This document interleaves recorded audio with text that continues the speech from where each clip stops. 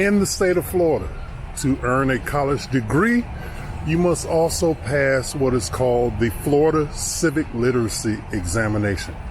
The Florida Civic Literacy Examination makes sure that you have at least a working knowledge of how American democracy works, or at least the way it's supposed to work. Everyone will have to pass this. Some people do it in high school, some do it in college, but all college graduates have to pass the Florida Civic Literacy Exam. We have a project in this class called Civic Literacy Project. It is not the Florida Civic Literacy Exam, but it is designed to help you to prepare for the Florida Civic Literacy Exam, okay? There are three main parts to the Florida Civic Literacy Exam. Our project focuses on one of those parts, and that is the U.S. Supreme Court. And more specifically, some decisions down through the years made by the U.S. Supreme Court that have had a monumental effect on America's democracy, basically in determining what government can do and what government cannot do, okay? This is how it works in our class. Actually, it works the same way as your chapter quizzes. It is a quiz. If you go to the Civic Literacy module in Canvas, there you will see a study guide.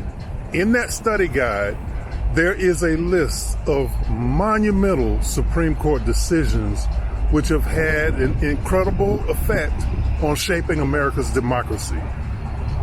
Your job?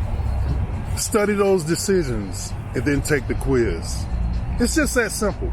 The quiz is just like your chapter quizzes, fill in the blank. Well, you don't really write anything, but select the correct answer, which one doesn't belong, things like that. But it is important that you understand that, because the Supreme Court is one of the biggest parts of making sure that people have faith in what government does and what government can do, okay? So, go into Canvas, go into that module, study those Supreme Court decisions, and then take the test.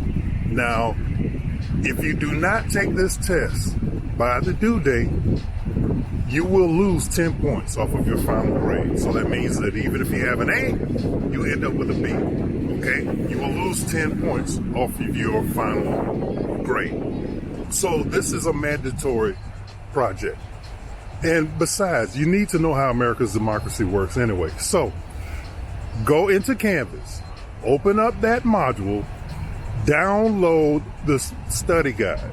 The study guide is right there. It lists all of the Supreme Court cases that are relevant to this particular exercise. Study all of those cases, make sure you understand them, and then take the quiz. It's as simple as that.